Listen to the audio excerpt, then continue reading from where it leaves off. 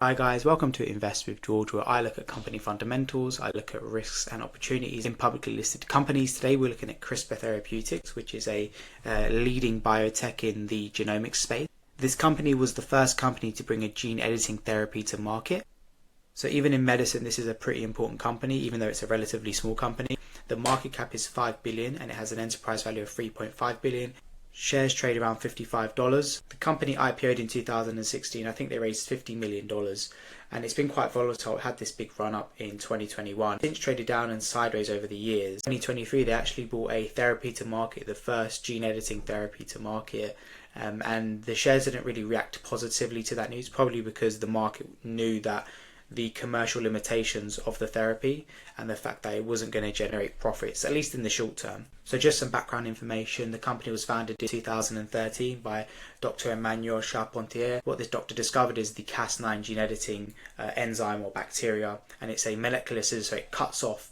You can essentially give it instructions to find a particular area of the human genome, and it will go and fix or disable a particular gene in your genome, basically allowing you to edit the human DNA and the human software. So this has huge implications for medicine and for treating serious disease. So the company's first gene editing therapy was called Casgevy. It's an ex vivo. Ex vivo means that the genes are edited outside the body, and this was approved in 2023, and it's the world's first gene editing therapy. In this case, it's used to cure sickle cell disease and beta thalassemia. CRISPR owns 40% of this therapy. The other 60% is owned by Vertex. While Casgevy has huge potential, it is limited by commercial and adoption issues, which we'll talk about later on. But what's really interesting with this company is their in vivo therapy. So in vivo means the genes are edited inside the body. The reason that's important is because in vivo allows you to these therapies can be more scalable, and that's why it's important, because the more scalable it is, the lower the price you can charge, the more likely insurance companies are to adopt it. So it has way more uptake potential and addressable market potential. So CRISPR has two interesting phase 1 assets, so in phase 1 trials, CTX-310 and CTX-320 to treat cardiovascular disease, which is a massive area. We'll have a closer look at these assets later on. The sell side have a positive view for CRISPR with 9 buy recommendations, 5 outperform, 10 hold and only 1 sell. So we're quickly going to look at Casgevy, which was CRISPR's first or the world's first gene editing therapy to market. There are other gene therapies out there, but this is the first gene editing therapy out there. So Casgevy was approved in 2023, and this is the Cas9 enzyme. So you can see here, this is the human DNA, and it opens essentially your DNA strand. The Cas9 system will stop when it finds a particular sequence of genes, and it will cut off the next gene, essentially allowing you to make edits to the human DNA. It allows you to change the human software, their DNA, their instruction manual. So Casgevy was approved for sickle cell disease and beta thalassemia, targeting the BCL11A gene. By disabling this gene, patients can produce more hemoglobin, allowing their cells to be oval shaped like the traditional blood cells are, rather than sickle shape. However, there's key commercialization issues with this therapy. Firstly, the price is very high at $2.2 million. So this was a study from 2022, estimated that insurance companies pay $1.7 million over a patient's lifetime for a patient that has sickle cell disease in the US. So while it cost the insurance company $1.7 million over a patient's lifetime, they can get a treatment now for over $2 million. So there's limitations on insurance coverage. Unfortunately, it's cheaper to let people live with the disease based on the standard cost of care than it is to treat them. Unfortunately, this is how insurance companies work in the US. So the company is required to negotiate with Medicaid to only treat the most severe patients. Also, the drug isn't very scalable, which is another reason why it's so expensive.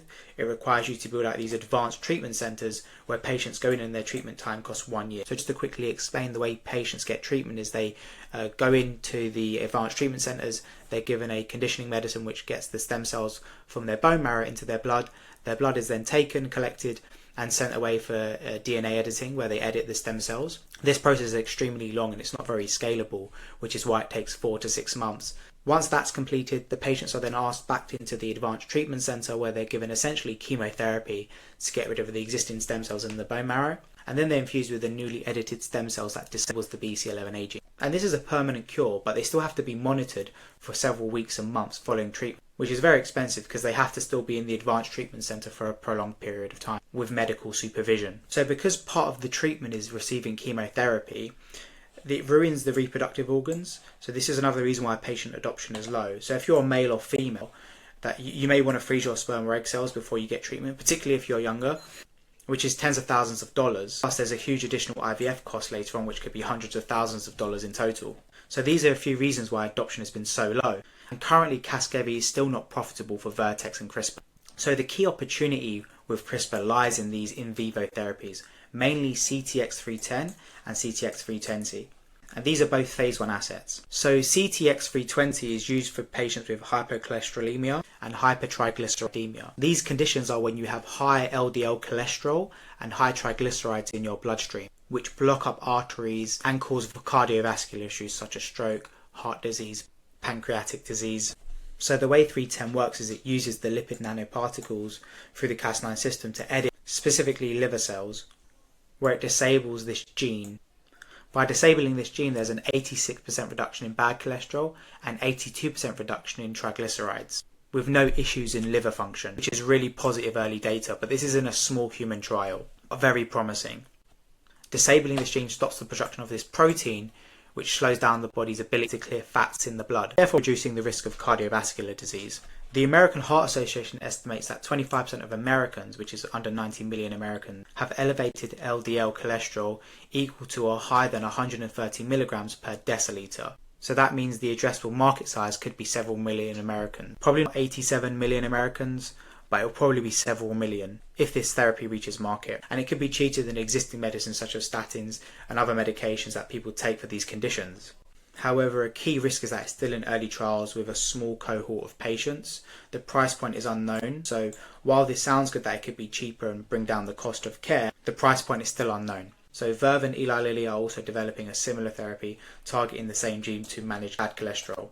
Comprehensive phase 1 data is expected before the end of the year, and so overall this is very promising for CRISPR. CTX-320 is targeting lipoprotein A, and it targets this LPA gene, which makes something called lipoprotein A, which is a particle that causes artery plaque buildup, a genetic cardiovascular risk factor found in 20% of people, so it's a large addressable market.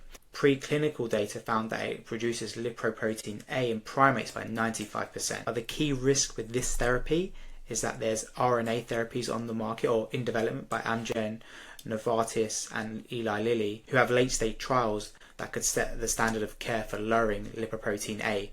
These are probably going to come to market first, meaning if this therapy was successful, it would need to prove superior durability and cost effectiveness to win market share against these RNA drugs. So investors should mostly be focusing on these key assets in the pipeline as they represent the largest potential for revenue and profitability. And so this is CRISPR's therapy pipeline. So Casgevy is already approved on market. They also have an in vivo that they're working on, but that's in the research stage for beta thalassemia and sickle cell disease. They also have these CAR T therapies. So this is where you're using the body's CAR T cells, you're editing them outside the body, so it's ex vivo, meaning these might be expensive therapies if they do come to market. And they train these CAR T cells to target particular malignant cancers and tumours. But this is very complex and is likely to be expensive. And these are in clinical stages. But I think the key thing for investors is these two assets, as these could be scalable drugs and they could be cost effective for the insurance companies or have potential wide adoption. CRISPR recently released their Q3 filings, and we can see here cash used in the 9 months ending September 30th. The company spent net cash of $250 million.